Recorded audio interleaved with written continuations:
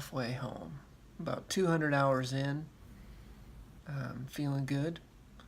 Lost about 20 pounds, which is expected.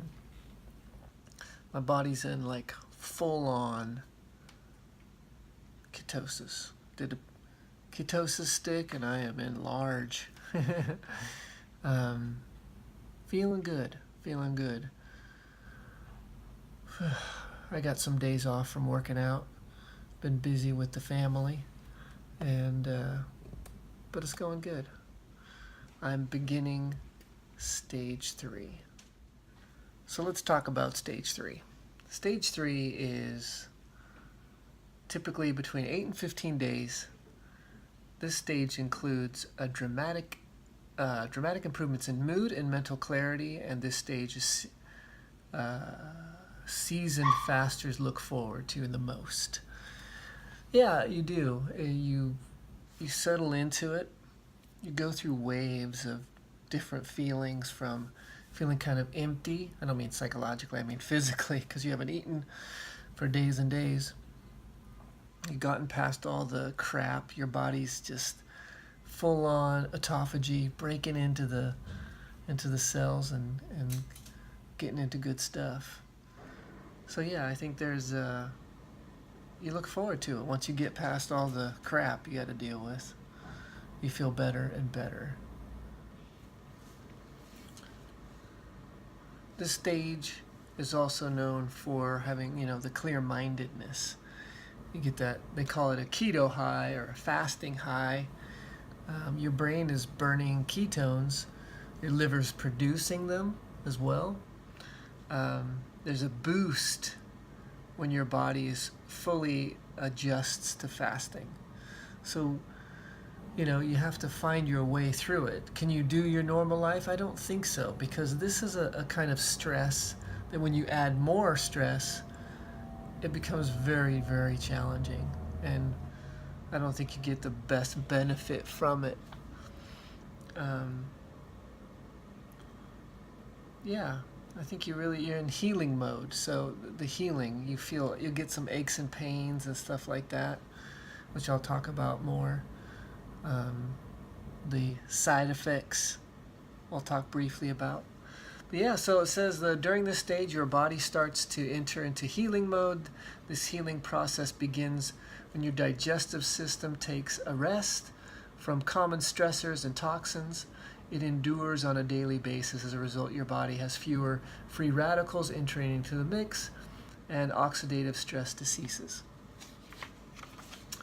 So you think about it. Your body is constantly, your stomach's constantly digesting, your digestive system, because we eat 7 days a week, 3, 4, 5 times a day, endlessly for our lifespan, for most of us, at least in the Western world, the privileged world, and yeah, it takes its toll, I think. And what you get to see when you fast is there's a restorative aspect of it. That's what really got me into fasting, was a restorative aspect, regeneration. So this is also the benefits of this length in stage 3. The cumulative effects of this stage add up.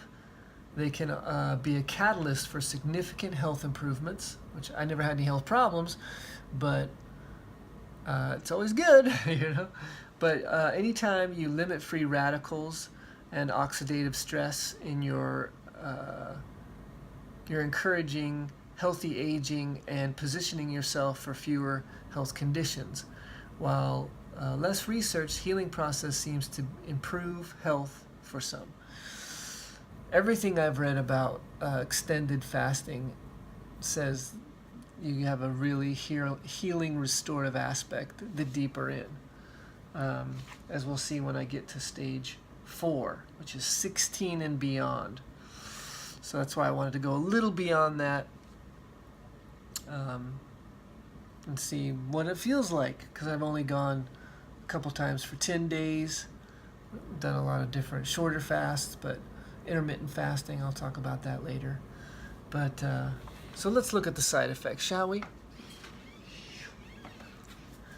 This has that. Again, one of my favorite books.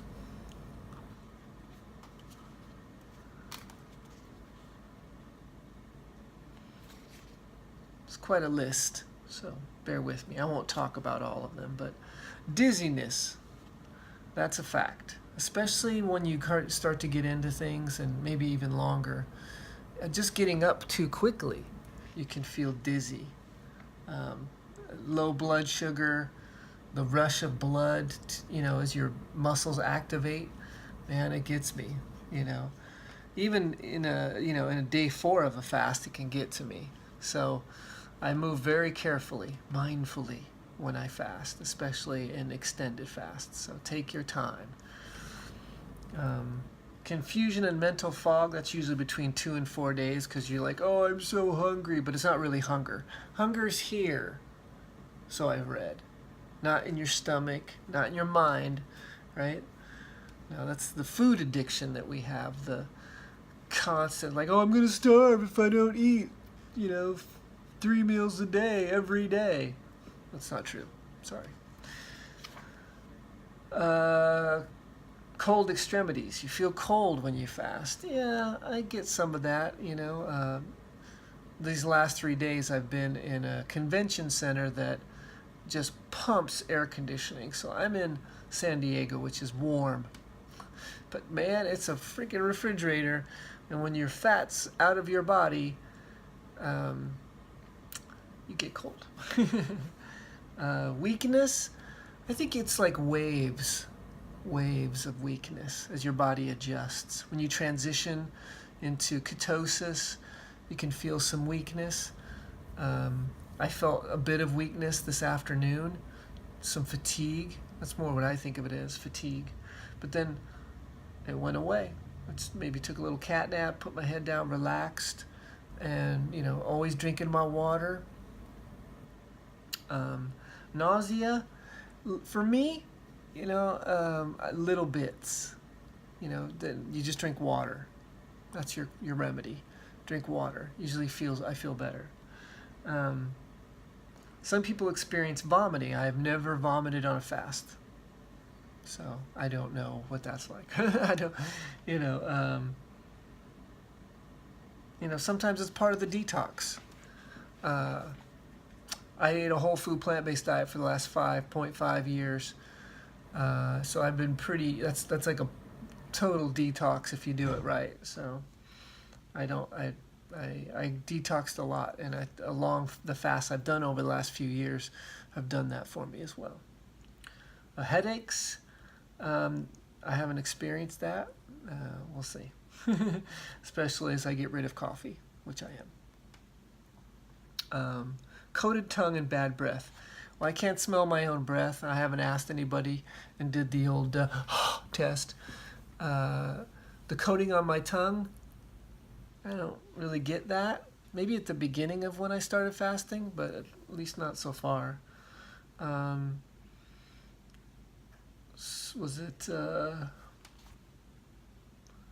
strong urine color and odor? I'm not sure how that's a side effect, but yeah. It's because your body's detoxing, getting a bunch of junk out. Strong body odor. I use deodorant, just to save the public. I don't think I smell bad, but nobody said, hey, dude, hey, you smell bad. Metallic or other odd taste in your mouth. I get an odd taste. Especially in the morning, And yes, I brush my teeth. You should brush your teeth. Bacteria, even when you're not eating. What's it? Lower or feeble pulse. I really haven't checked my pulse, so feels good.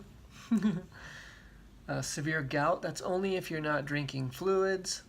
Like some people dry fast. I have not done dry fasting. I'm interested in dry fasting.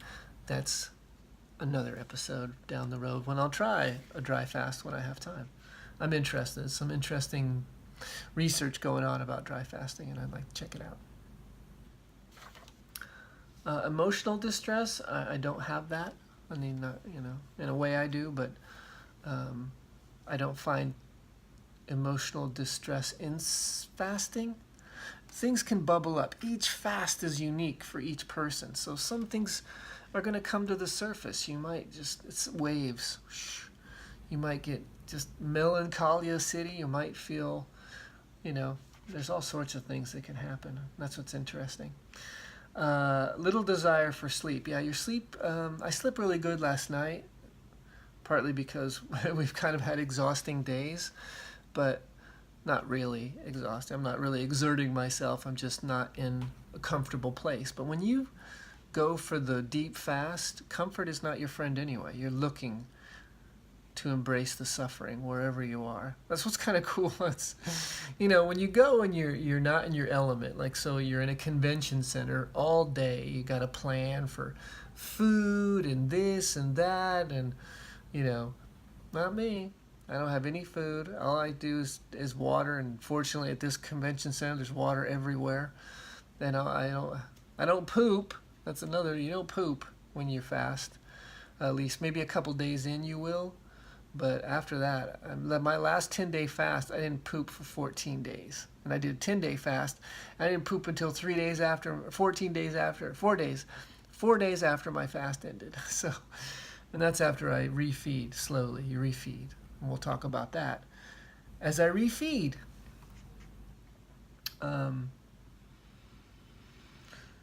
you get pains like body pains, joint pains. Like I get it in my traps, and then in my back. I think those are problem areas for me where I hold a lot of tension. And in my training, I think I bunch up too much. And, I do a lot of movement and flexibility stuff and yoga. And I don't know, I felt that today. And again, when you're sitting too long, so I move and I squat and I do my little stretches and stuff. So, it feels better after. I foam roll. I use a roller. I have another roller that I roll on my legs. It's good. Good. Move. I'm not saying you have to go and work out and do long runs. I work out. We'll see on Sunday how it goes.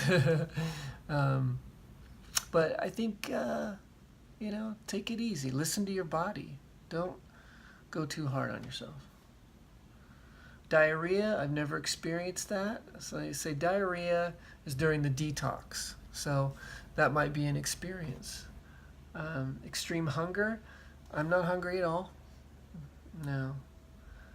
It says it's rare, very rare, to be hungry on a water fast once your body has shifted to ketosis. That's for me, for real. No hunger. I'm around food. I see people eating. I smell food. I like that. I like the smell of food. So but it doesn't make me want to eat. I'm committed. Of course I want to eat. Nothing would be better, than eating. But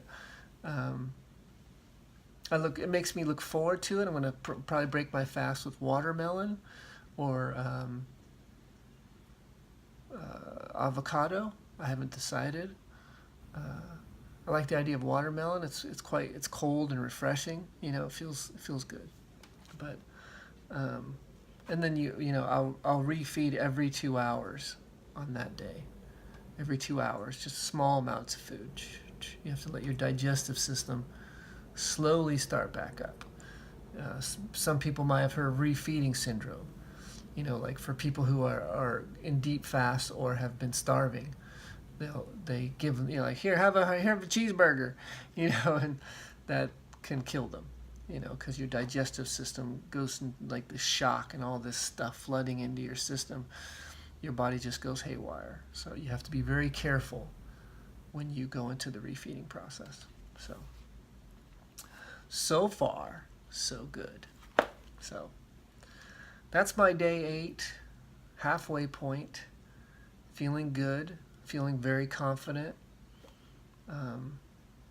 listening to my body. I look forward to, getting into my training again after a couple days of resting and relaxing, and also experiencing incredible energy of dancers and stuff.